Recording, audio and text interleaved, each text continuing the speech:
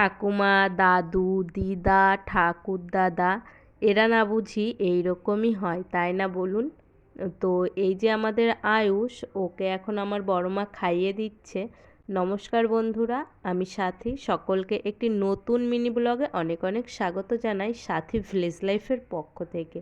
তো এই যে এখন আমরা রেডি হয়ে বসে আছি, এখন যাব বাজারে। আর ওইদিকে আয়ুষ ভাত খেতে চাইছিল না, তো আমার বড় মা জোর করে ওকে ভাত খাইয়ে দিচ্ছে। আমারও যখন ঠাকুমা ছিল তখন ঠিক এমনি করতো।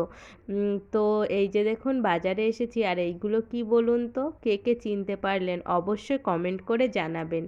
তো আমরা গিয়েছিলাম, আজকে আমার বাবা বাড়িতে নেই, সেই কারণে আমাকেই বাজারে যেতে হয়েছিল।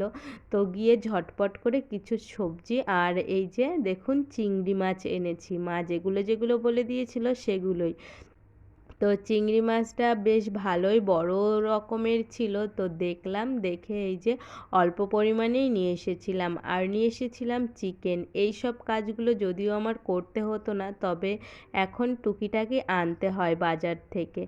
আর সে যাই হোক, এই যে দেখুন তারপরে এসে মাকে মশলাটাও গুছিয়ে দিয়েছি। মায়ের ওইদিকে কাজ করতে করতে একটু দেরি হচ্ছিল বলে আমি গুছিয়ে দিয়েছি। আর এই যে আমার হাতে এইটা, এটা কে কে চিনতে পারলেন বলবেন কমেন্ট করে অবশ্যই। এটা কিন্তু আদা নয়, অনেকে আবার আদা ভেবে ভুল করতে পারো। দেখি কতজনে চেনো এই জিনিসটা। তো এই যে সব কিছু এখন গুছিয়ে পেস্ট করে দেব যাতে মায়ের একটু তাড়াতাড়ি হয়। তারপরে বিকালবেলাতে দেখুন এই যে সন্ধ্যার আগে আগে বড় মা এদিকে কুড়ো ঝাড়ছে। ধান ভাঙিয়ে আনা হয়েছিল, সেগুলোকে এখন থেকে এই যে এটাকে বলা হয় খুদ। যারা জানো তারা তো জানোই, আর যারা জানো না তাদেরকে বলে দিলাম। এই খুদেরও জানো তো ভাত খাওয়া যায়, সেগুলো বেশ ভালো লাগে খেতে। আর মাছ ভাজা দিয়ে আরও বেশিই ভালো লাগে।